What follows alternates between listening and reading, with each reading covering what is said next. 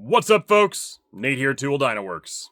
I've got behind me on our dyno our brand new 2026 Kawasaki ZX10R. I knew this was coming this week, but it actually showed up a day or two early.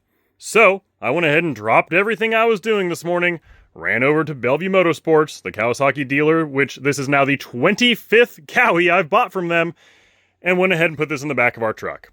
I got it broke in and all the heat cycles done earlier today, and I just finished getting some baseline data for it on our dyno. Now, the 7th Gen ZX10s have gotten quite a few updates, but I'll tell you right off the bat that the engine isn't one of them. I went ahead and took a look at every part number in the parts fiche from the 6th gens to the 7th gens that mattered for the engine. The pistons are the same, the rods are the same, the crank's the same, both the intake and exhaust valves are the same, the cylinder head's the same, the cams are the same, they're literally identical. So, from an engine side of things, we already know absolutely everything there is to know about these bikes. But the ECU part number changed significantly, and so did the dash. So the tuning in these bikes is obviously different from the factory, especially because the claimed output now is 6 horsepower less for the 2026 model. Kawasaki says they only make 190 horsepower now, versus the 196 horsepower they claimed on these 6th gens. But before we talk about output and horsepower to the wheel, I want to spend just a couple minutes talking about the things that did change with the 7th gens, because it is a noticeable improvement over the outgoing 6th gen. The first thing that everybody's obviously noticed and commented on from the press release photos on these bikes are the big ol' wings that they've now got on the front end of these ZX10s. And some people love them, and some people hate them. And I'm going to be completely honest with you guys, I don't give a shit what your opinion is about them. They work. They generate downforce, they improve grip at high speeds to the front end, and that makes it simply better handling on track, which is what I care about. The other thing that I personally noticed immediately that made me happy beyond words was the fact that the Kawasaki electronic steering damper is finally dead.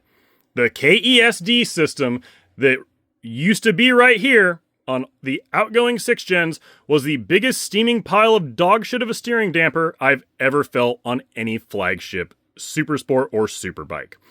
It was truly terrible on the racetrack.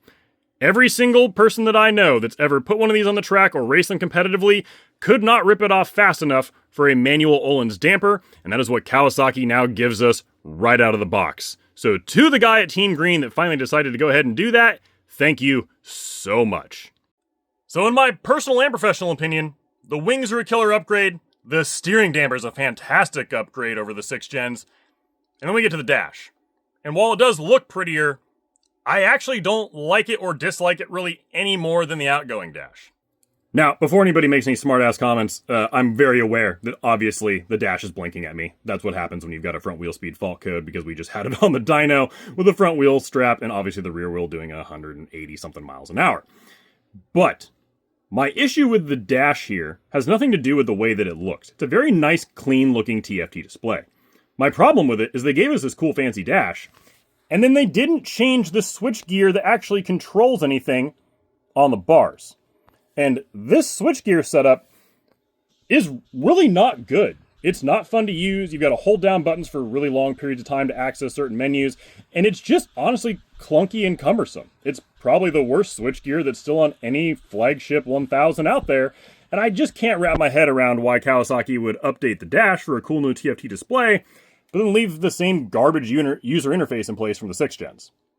So the dash kind of just is what it is. I'm not going to say it's better or worse. It looks prettier now, but it's still a pain in the ass to use, so it's just kind of a wash.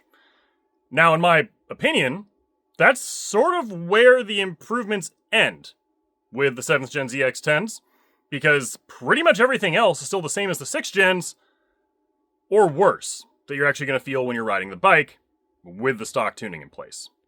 When I was going through our break-in process earlier on our new 26 ZX10, the very first thing I noticed was how not awesome light throttle below, like, say, 7,000 RPMs felt.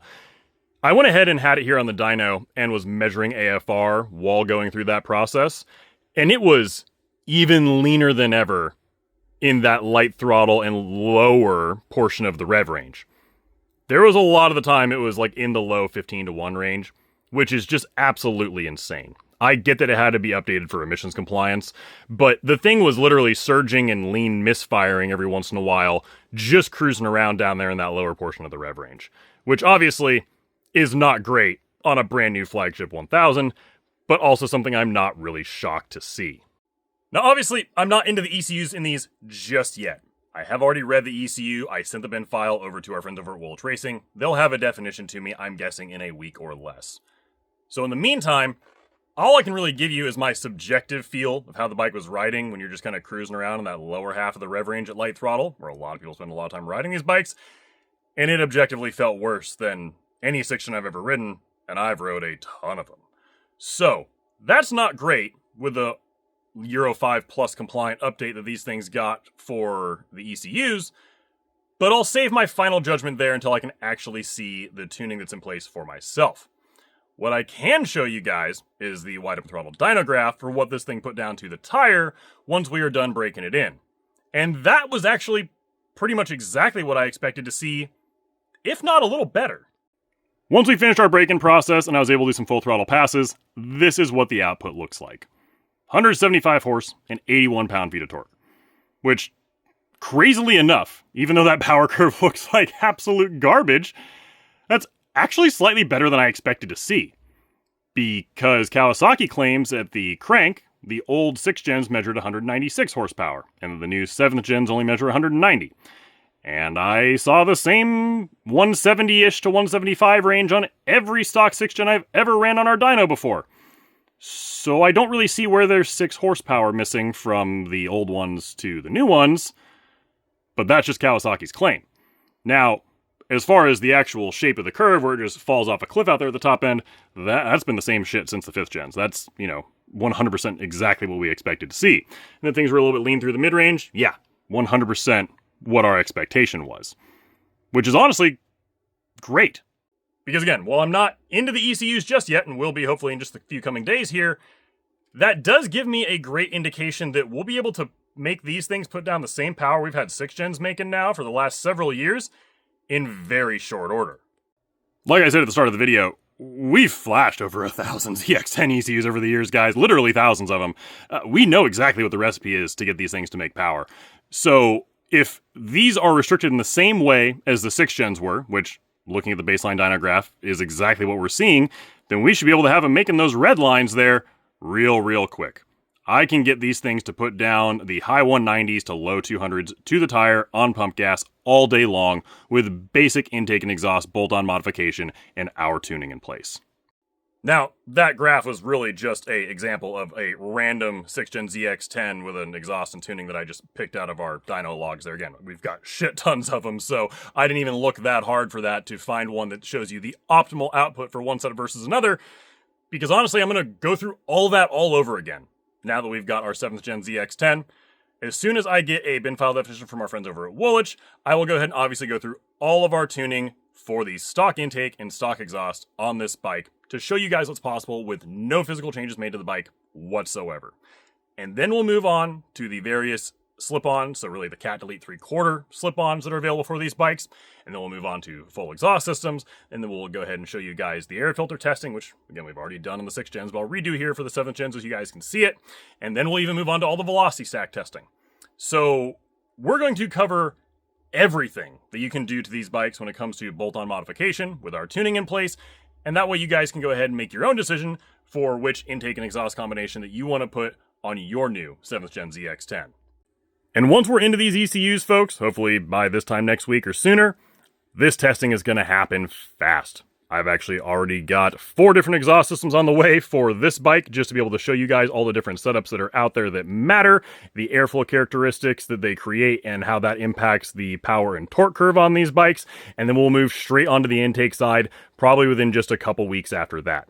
So hopefully, by the time you guys pick up your new ZX10 from the dealers, because again, this is the very first one I've seen that landed here just today up in the Pacific Northwest, we'll be able to share with you guys all of the data that matters for the intake and exhaust side of bolt-on modifications for these bikes, and then you can go ahead and decide what you want to do to yours and enjoy your 2026 season. So, if you're interested in any of that intake or exhaust specific testing on our new 7th gen ZX10, you're curious to see the improvements we make in the ECU mapping or how much power we can suck out of this new bike, definitely subscribe to our YouTube channel or follow along on Facebook, where we'll sure to be share all of the testing and tuning videos on these bikes as we go through it all this season.